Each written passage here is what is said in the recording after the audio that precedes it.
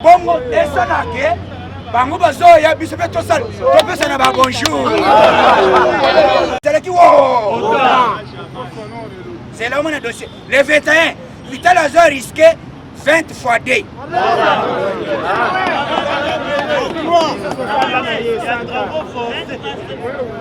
20 fois D.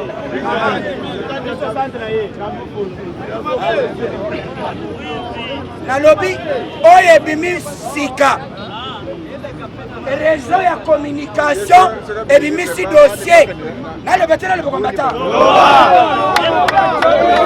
soki oyebi makambo ezoleka na mboka te tuna bato FCC bayebisa yo bamoni danger mpona nini?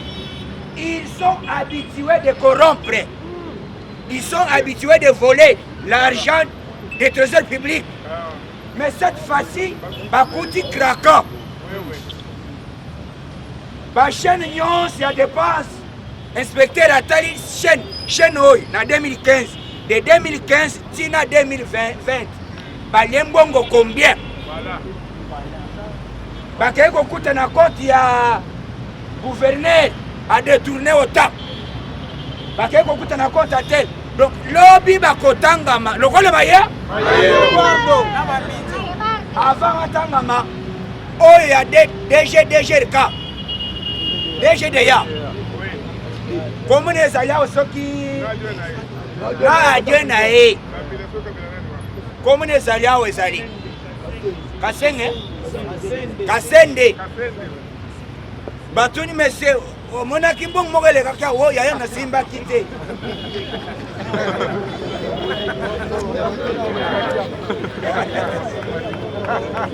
Tala, bango balekisa ngongo na mupepe.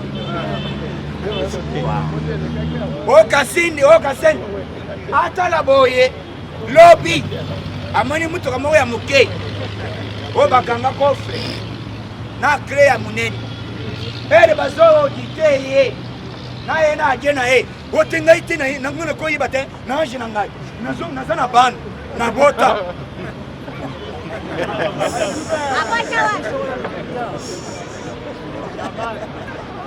Nana boti sio.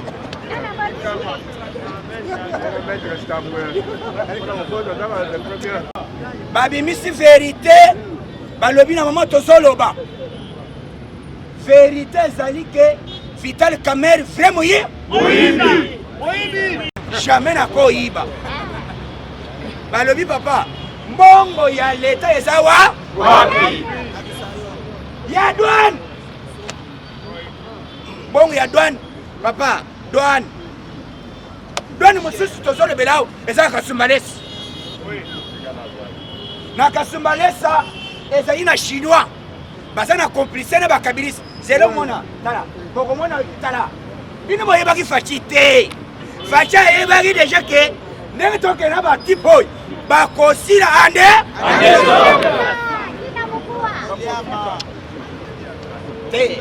la coalition existe. Kabila c'est mon partenaire. Borwane bomi bato. Mais yo bande ko zele facha yebi sogete to sala guerre na Kabila. Non. Un politicien ça a un langage simple. La coalition existe. Makambo ezo na coalition na mona ngote.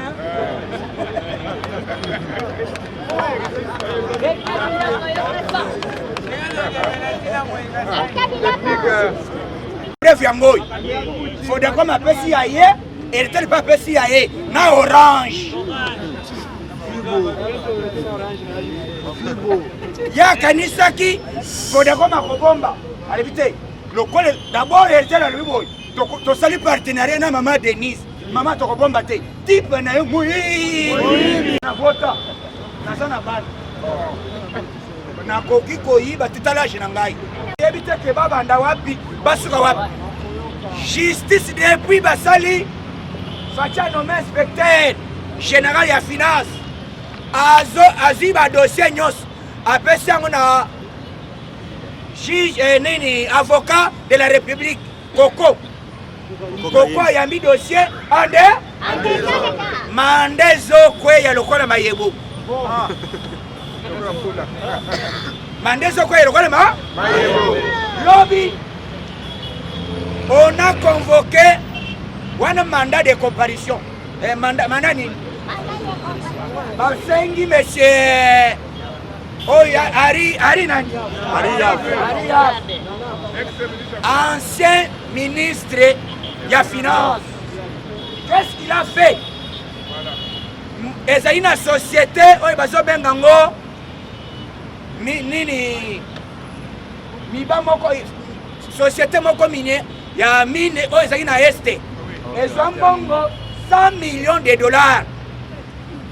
Ba pesi na maboko ya monsieur Ari Yav. Ari Yav akei ko pesa akei ko sa document moko puisque batu wana bazali na posa nini bazwa papier wezo la kisake bafuti taxe ya l'état mais elle nyoso bazotungisa bango wapi récit ezalaka te nde bakonvokaki eloko esalami depuis quand? Depuis 2015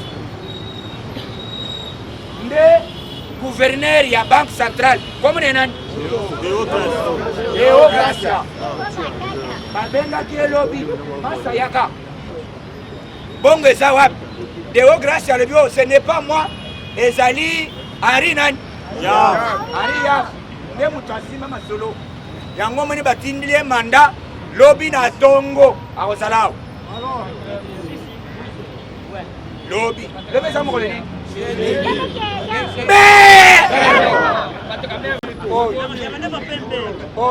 Tito ayebisi yo. Comment batu ba Congolais boza quelques minutes ba membre ya PPR ya INC. Mutu to bozo ke ngosala marche ba libérer. Mbongo wana yibi eza mbongo ya l'état. Eza mbongo ya université. Eza mbongo ya fatite. Ezali contribution ya peuple congolais.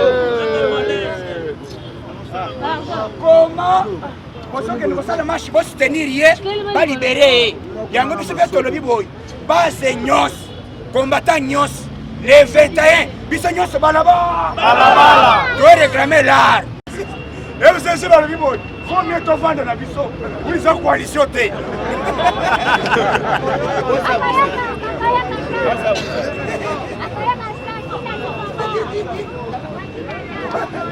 Coalition kokufa te. Voilà. Bayoki coalition bololo. Mutongo mulo bageza boy. Non, bango ba mesani koyiba mboka. Koyiba mbongo à l'état. Scott Fachi a l'habité. Inspecteur nani oyo ba nommé pas Fachi. Il fit. Azalaki baro ya nani, azalaki nani bazo benga nani? Azalaki non. Oh nani bazo koko comme on ezali bazo benga cocaïne. Bâtonnier. Azalaki bâtonnier na Bruxelles. Ayebi ndangani bakanga batu na moyibi. Facha le bime yo na mona vous une expérience. Ya. Allez président. Ndenge na ye. Nazo sokolatere ande. Naloba. Il fit un combattant. Yaïne. Mais à un maître avocat. Bâtonnier na Bruxelles. Matière à Liboma. À l'hôpital. Et ça, la transaction salamaki par téléphone. Et ça, la transaction salamaki par moyen de mail. Bongo eleki. Yaf azwaki autant. Gouverneur azwaki autant. Oya azwaki autant. Masaka na serveur. A fini serveur. Ba document so bima ande.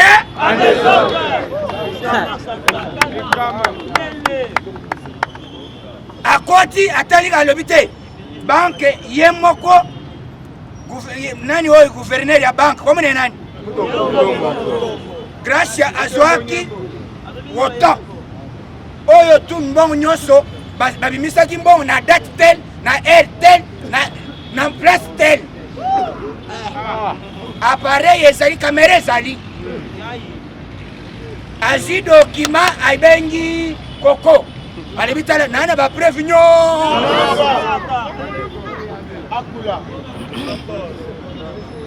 est-ce que soki faci anomaka inspecteur wana te tolingi toyeba vérité oyo tala yo zo coalition zo assemblée zo sénat gouvernement zo nyonso mais inspection ya l'état et ya finance ya faci be nde soki tokanga bamiyibi nyonso tokoyeba yo zoe ozombongo ozalaka kosala zela odi toyi papa zele bato bakima mboka oyo bazokima mboka moto ya liboso oyo ya liboso ezali Shadad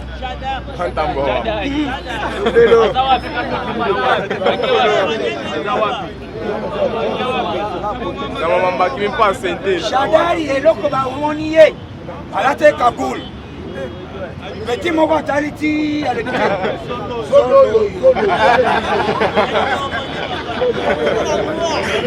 Solo ndire banyate na mutu. Solo eza ya Shada. Mwivi mungacho mwabanga. Maminito oyo na yebishoke lobby tangu bamoni batindeli convocation babengi monsieur ministre ancien ministre ya finance Yaf babengi gouverneur en fonction qui est gouverneur ya banque centrale azali lokola premier ministre fonction za nango ya république vanda na sel on laisse pas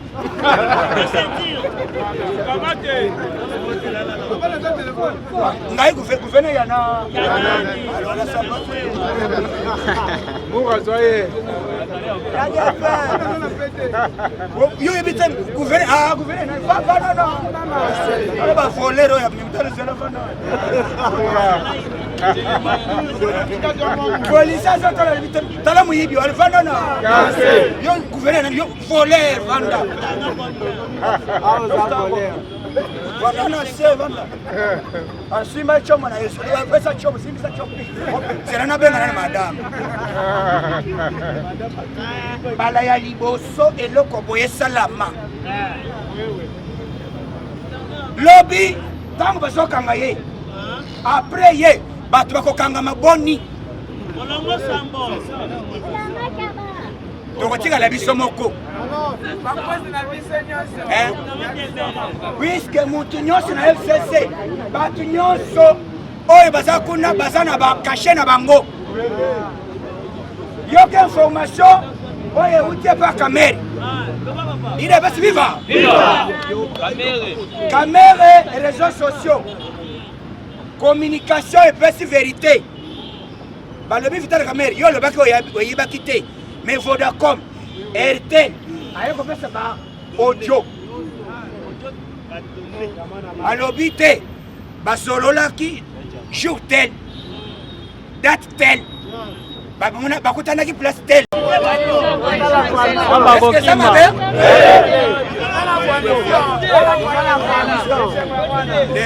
Bonjour à tout le monde, bonjour à tous les amis de la presse. Aujourd'hui encore, je suis devant vous. Il y a quelque chose que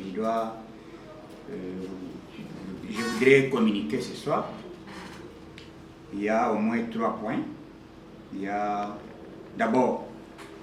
premièrement, nous présentons nos condoléances à notre général près de la cour, plutôt l'avocat général près de la cour d'appel de la Gombe, M.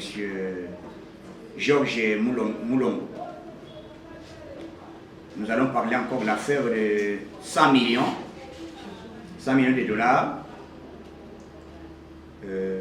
qu'on vient même aussi, qu'on vient d'arrêter. On a convoqué le mandat, 2 personnes, 2 grandes personnalités, entre autres, de Haut-Gracia. Il y a le monsieur Henri Yav, qui seront présents ici demain. des parquets de Matete. Et je dois encore parler encore des chantiers qu'on est en train de travailler par les projets des chantiers. Nous allons parler des dossiers des Camérés, nous allons parler du 5e dossier, le dossier des MIBA, plus les dossiers de l'Est de la République. Mais avant de commencer, je vais au moins, il y a les points principaux. Il y a un monsieur qu'on appelle Chokombala Gabriel. Les magistrats au Pombo, il y a les magistrats d'abord, on va parler, les escrocs professionnels, Gabriel Chekomba, Lokoto. Les magistrats qui sont en connivence, il y a les AG au Pombo, de Matete, il y a AG Ikele, Bongolo, PG Matete.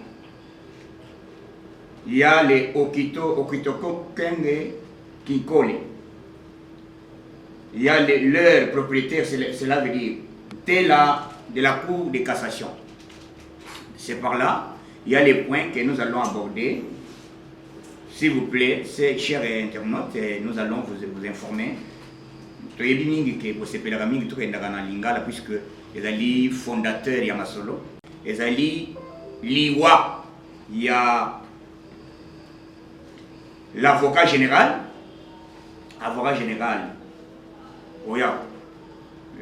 près de la cour d'appel de la Gombe, à cet accident hier, l'accident vous a dit, et l'autre fait toujours battu en moi. Accident ni ne kosalama kaka puisque ba outi nommé dernièrement. Bon, c'est ce que monsieur to se demander to le bi peut-être les élèves moko basi ba sali ba préparer soit les élèves moko planifier. Pourquoi y est à cet accident le mokolo ya lobby na butu vers 22h. Amelaki ezalaki ni ne poussé à cet accident wana. Et là vous allez ko étonner biso yango wana. Donc les allez préparation moko eza guerre eza makasi. Dès lors yo za déjà en fonction ya makasi ndenge wana. Il faut chauffer razala. Il faut y bandeni ya se protéger. Oye ba lenge ni ko sala puisque badios pas ko se pelater.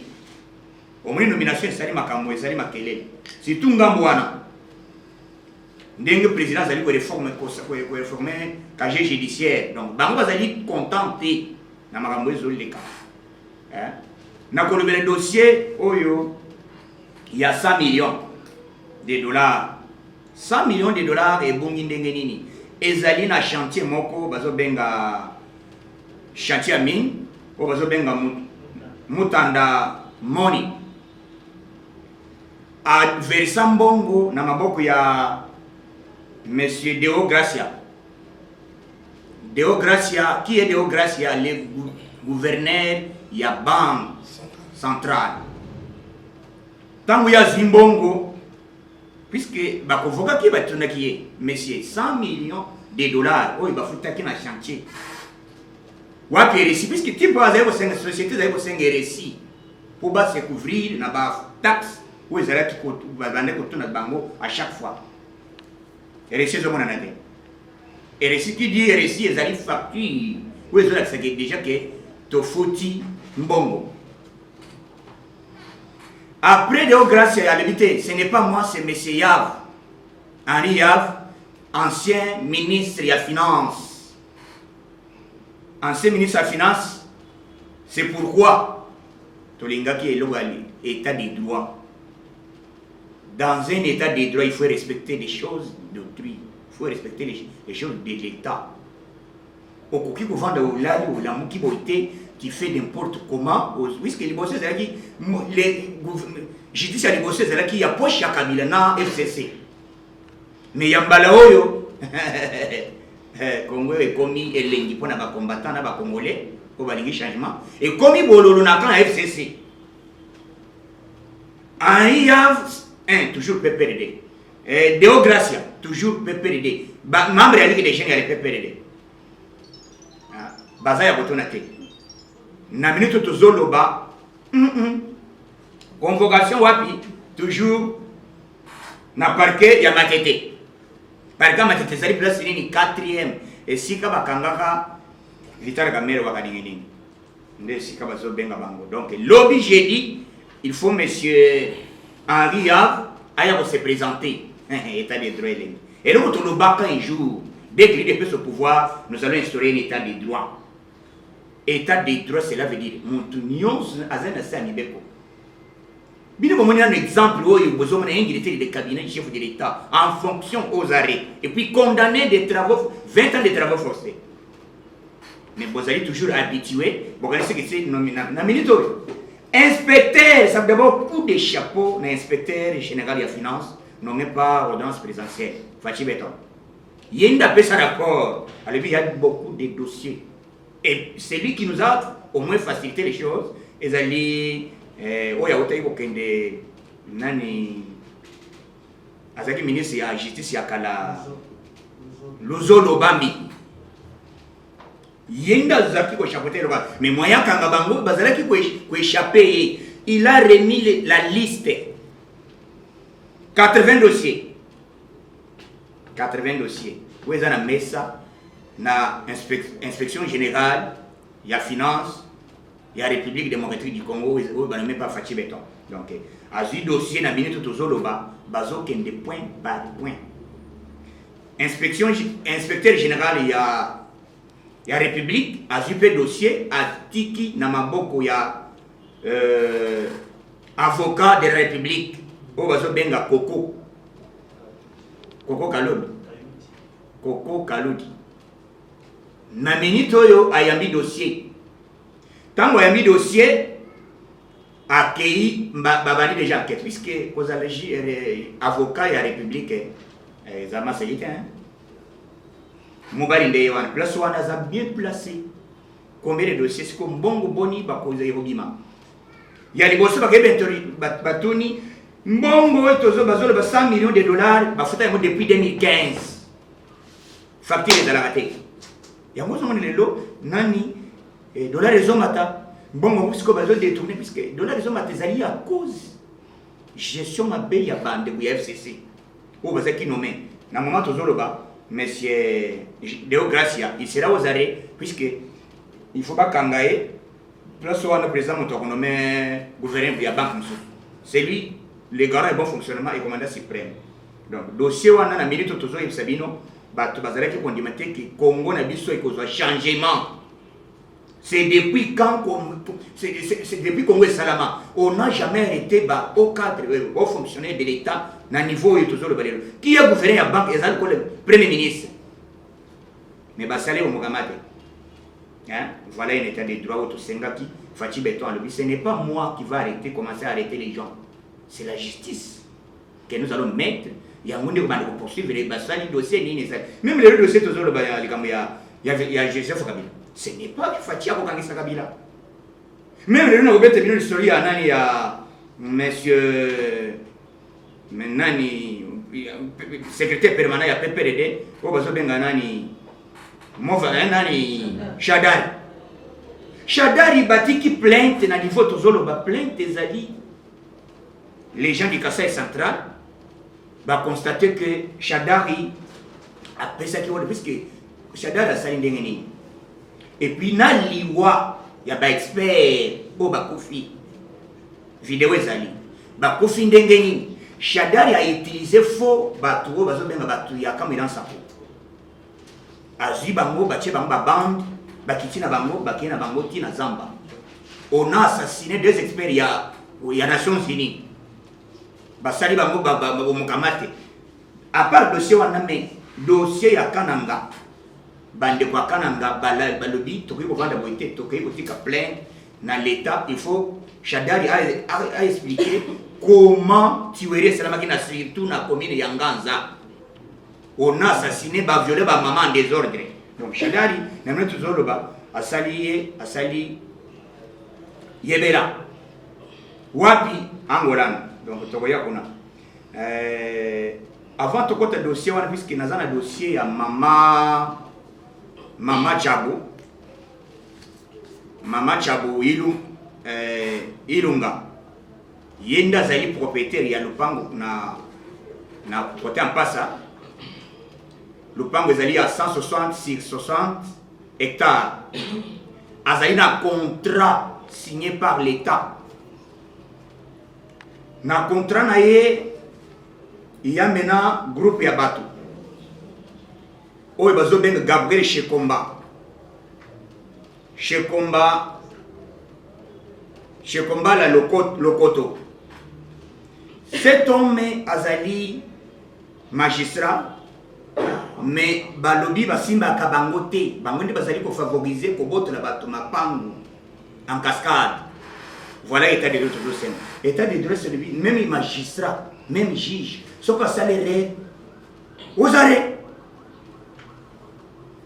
Bafit boye bafit monsieur Sebiniawa dossier ya Vital Kamerhe ndenge réseau communication et bimisi ba vérité ndenge Kamerhe azaki na correspondance ya communication na ba juge na ye mopona mbongo. Donc dossier wana ezali non je pense que mokola les 21 ndenge balingi ba le paquet les 21 bazo bandela yango bazo déjà na ba élément ya sika ezali na dossier ya Kamerhe ke communication cellulaire et où tu comprends cette vérité communication il y a un bon il y a transaction et c'est là qui entre Vital Kamerhe na batonaye et zali déjà copie ba pesango na avocat de la République. Maintenant tozoloba o bazo benga PGR tela o azali na cour de cassation ya moto tozoloba que comment ils ont favorisé les gens. Oyo bazali na kati ya réseau bazali 1 AG Opumbu oyo azali na PG ya Matete tozana AG Iyeli Bongongo PG toujours na Matete substitution Okitenge Kinkole wazana Kinkole donc bazana réseau moko na Kinkole ni bana na Matete mosusu na cour de cassation basale réseau ndenge nini mapango soki oye dossier na ye kwei na maboko na ye le pango na ye kei yango nazo senga état de droit ba magistrat o bazali nommé bientôt na pouvoir de chef de l'état il faut bolanda le dossier ya mama o Chabu le pango na ye azali na contrat Chabu Ilunga le pango na ye bazali azana ba document na ye yango ezali bien complet l'état azana donc ezali comme teki ya kozela yango et puis ba créer ce faux document va créer mon moko oyo sera qui va créer document il y a un monsieur usage de faux ozo il a usage de faux cet homme là il a ça bazo va créer ndengeni na réseau yo yaka lokola awo ezali na oyo moko azana matete place nini 4e mairie dossier ya mamangu yango lopango na ye asombi yango en bonne et due forme na bamboko à l'État peut se contrat peut se chantier wana bato bazana poste à investir. C'est pourquoi nous avons sebino okoyoka délégation ya Allemagne ya kiao ba investir ba yaki ko yao puisque Vital Kamerhe bande ko senga bango caution bande ko comprendre vraiment puisque bino bozo yebate que makambo Vital Kamerhe service bozo yebate ba investir tout bazai ko yao ko basala musala Kamerhe bande ko senga bango mbongo ya commission. Ce que vous avez voté pour investir, mon Dieu. Et les 3 commissions. Elles ont les 10% dans ma boîte, il y a un compte avant qu'il n'y ait pas l'État. Hein? Mais, subitement, Tomoni, tant que président, directeur, il y a cabinet adjoint et Berando, à Tikali, à Balmabaye.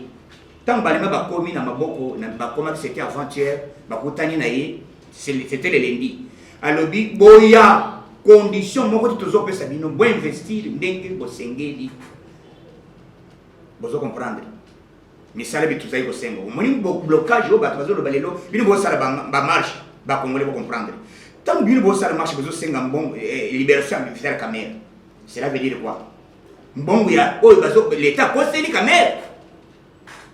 Est-ce que madame Nani Amida a dit que ça le commerce est bosso? Non. Biloko bozo ça là, bozo que nous soutenir, monter. Cela veut dire tant que nous bosso la marche, nous aussi de notre part les 21 toujours tambour. Il y a une mobilisation, il y a ma casse combattant partout bisika bozali congolais nyons tozo marché les 21 pour te réclamer mbongo na biso oyo ezali bombani par Vital Kamerhe bazongisa yango à l'immédiat et on a caisse à l'État puisque tout le monde crise le dollar est mati mais avec 57 millions de dollars et j'ai appris que monsieur Jamal il dit que par rapport à cette somme lui au moins il a réussi sur 57 millions il a reçu 27 millions donc 30 ezali na maboko ya Vital Kamerhe alors lui je dis il ne va pas avoir le vérité il va parler Jamal oh je suis innocent je suis innocent et Dieu me fait j'ai 82 ans je suis innocent je suis innocent le Vic Azali Azor sur 57 millions il y a Azor 27 millions donc dossier Zakuna Lelo Congo Congo combien de Fachi Beton tozalaki na campus na Inekin président promettre atamboli na salle akei na salle akomi place nini tina place na salle homme esika Etienne Sekedi azali kolala a visiter place wana mais homme ndenge ekomi ngana loti poto donc ezali na énorme ya poto ezali na niveau ya ndenge ezalaka ba université ya poto le ba Louvain ba donc voilà donc qui to connaît lengi mai ezali kanvu courant kanvu ya kozela te après yango ba kosala ba auditoire moko propre oyo kosala ke bana batanga lulenge sengeli et donc Fachi Beton azolala te azali prêt à peuple congolais bande koboyoka na kobeta puisque avant na continuer dossier ya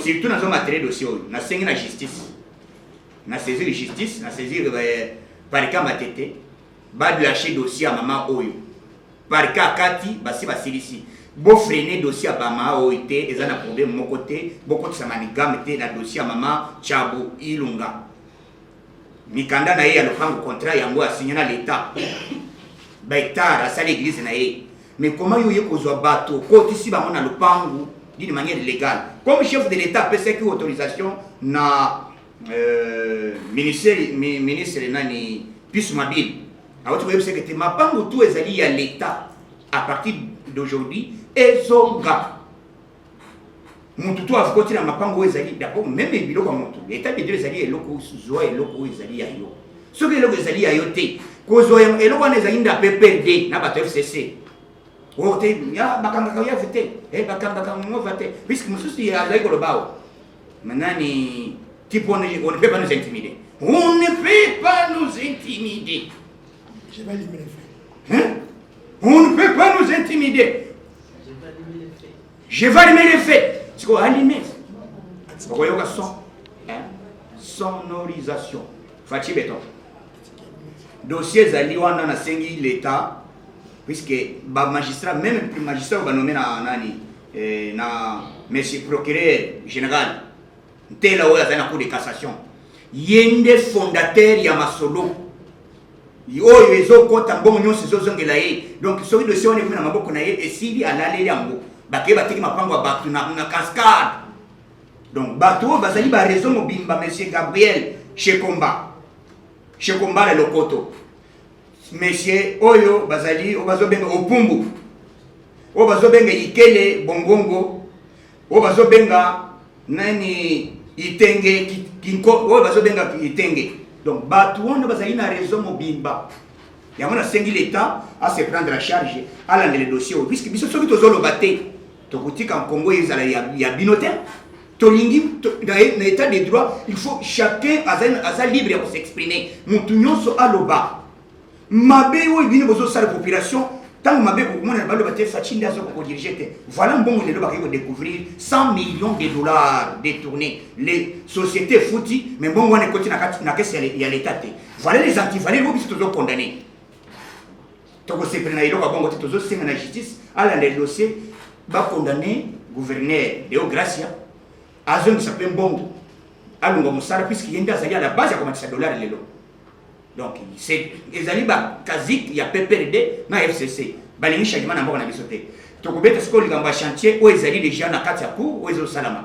okokende na Kikwit awo tozobanda na place oyo bazobenga Fikin na motel Fikin Kikwit ebandi wana ti bandal nzela wani fo esila bazo sala yango déjà misali bandi ezate ko ba ko sala basi babandi tolongo wana tokei matete de o bazo benga ya vendre la paix matete kinkol tout à l'heure Jean-Marc Kabunda oti ko kita sur terrain donc nzela wana ezokende ti kinkol balobi boy ti kasangulu bozo brand nzando kongo ezokonga bon tokoloba puisque moi ngana lobaka liboso pour tout ça l'élection il y a bien na mboka na biso il faut tous attendre un to identifier ba congolais to yeba nana za congolais te tant que na identification peut officiellement aujourd'hui Toyoki Banque mondiale ndé pour financer ministère intérieur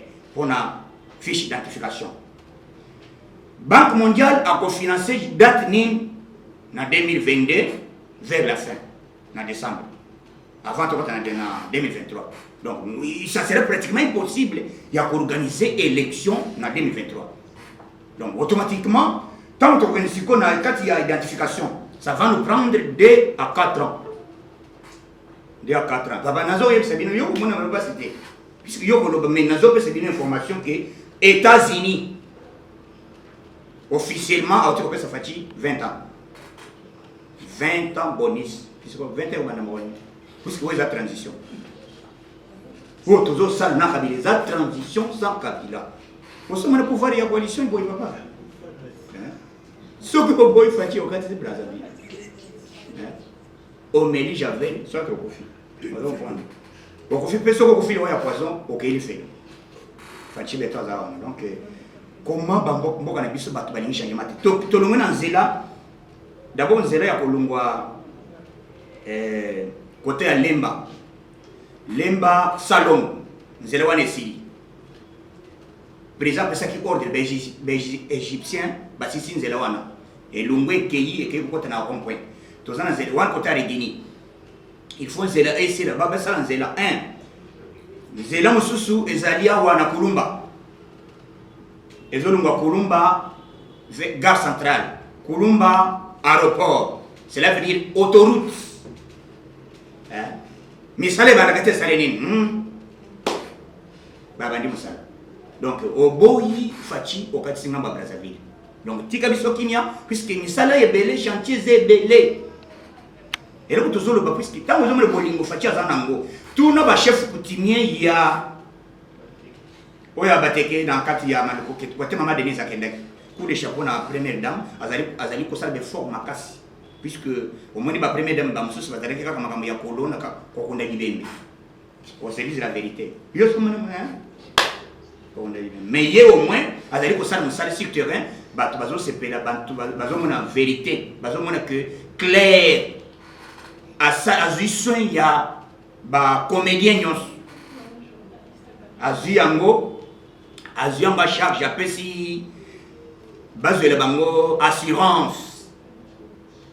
Obé maladie à corona, obé maladie à nani, obé maladie à poulou, Ophélie. Nabande.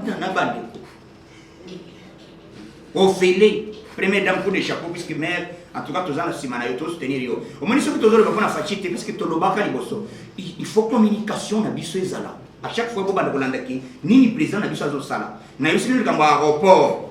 Oh José Maki, puisqu'il sera dans la liste où il faut pas kanga bango. Aéroport na biso il fallait déjà être là. Président a reçu autorisation, bah pour ça le tunnel. Ngana oti poto. Tunnel wana ezali ba ezo katisa boulevard monene wana. Et Goliath c'est quoi tu vas faire ça ça. C'est quoi eko katisa et bimis qu'on a kati à aéroport na biso wana. Aéroport mususu donc côté vous allez terrain mususu ba tozo bimana piste côté yo ba mususu bimana ngambo. Ndenge poto ezala. Pour une photo ça l'aéroport local ya na kati ya Berlin. Oyo lokola nani na Cologne. Ozo Cologne zana ba aéroport okuta yango ezali déjà vitre. Mais vitre ya te ba obeti moto ke pasoki.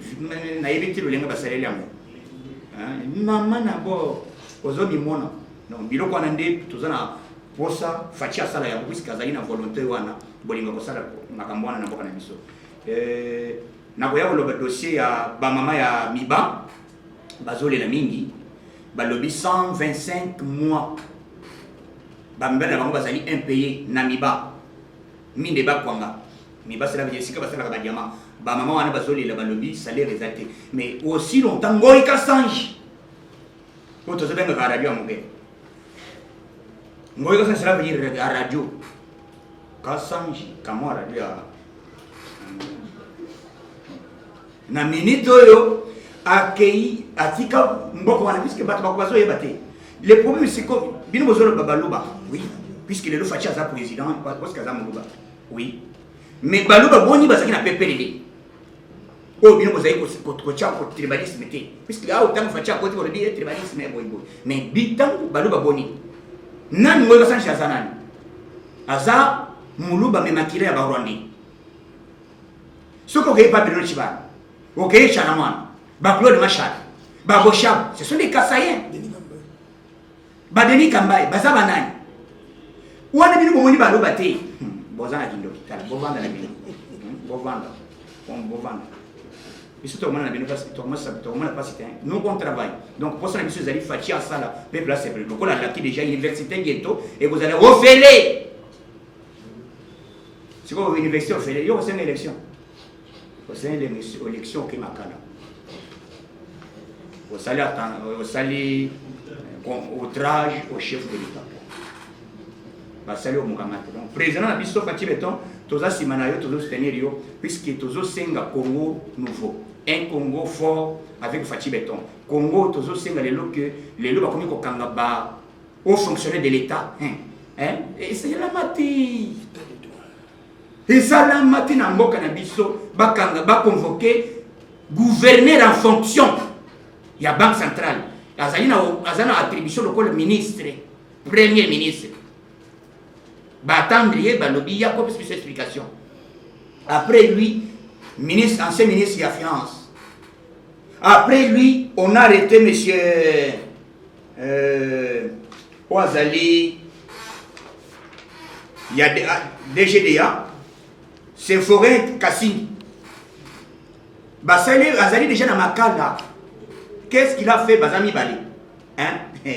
Depuis qu'il a nommé inspecteur, il y a finance, président Ayebaki. Puisque type one a une expérience, Azala qui avocat baron en Belgique. Ayebi Kokanga. Ayebi Kolokota désolé. Président de Bétis, ce n'est pas moi qui va vous arrêter. Donc c'est la justice. Maintenant, la justice, c'est un expert en Belgique. Donc, Azali Baro, Azaki avocat na Baro ya Belgique. Ce qu'on a quitté terrain. Attendez, na jimel, oh, démocratie. Ake kotala, oh, nani, oh, Bochab. Bake kotala, oh, Ria. Batali, mususu nani, oh, nani. Shadari. Basili Shadari, bazolanda matata ponyo. Ponyo ma? Matata. Il sera aux arrêts. Donc, il c'est Zamoulaï. Et puis, le autres bamba à l'époque. Nous avons qui mouton y a se dégager. Le col Fatia de m'inspecter à Sika. N'a un dossier. Mon frère, aidez-nous. Aidez-nous. Merci beaucoup, Nzamba Pambrabino, puisque ceux qui Fachi aïe à Namboka Nabiso, puisque votre nanan.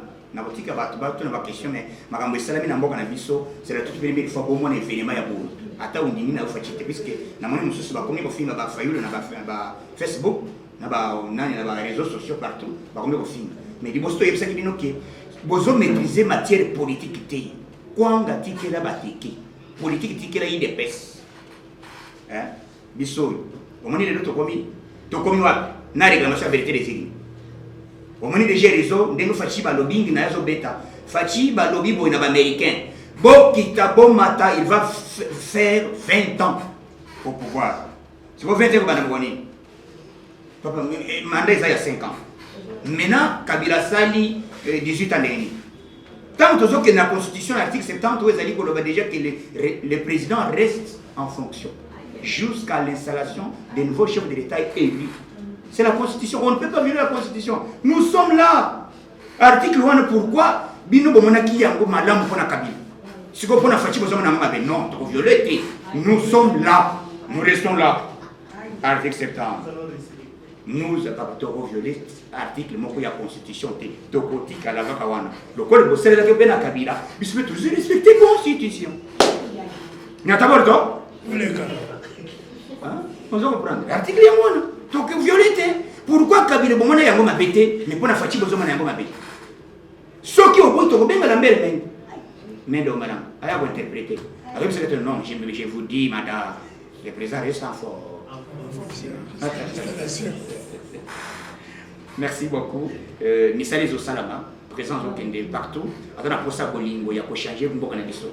Et l'autre, il y a Congo, les années. Mon Congo, mon Luba, mon Soïli, mon Gala, Betonabel.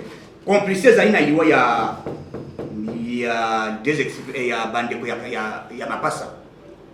Ezali, Bandeko, Congo.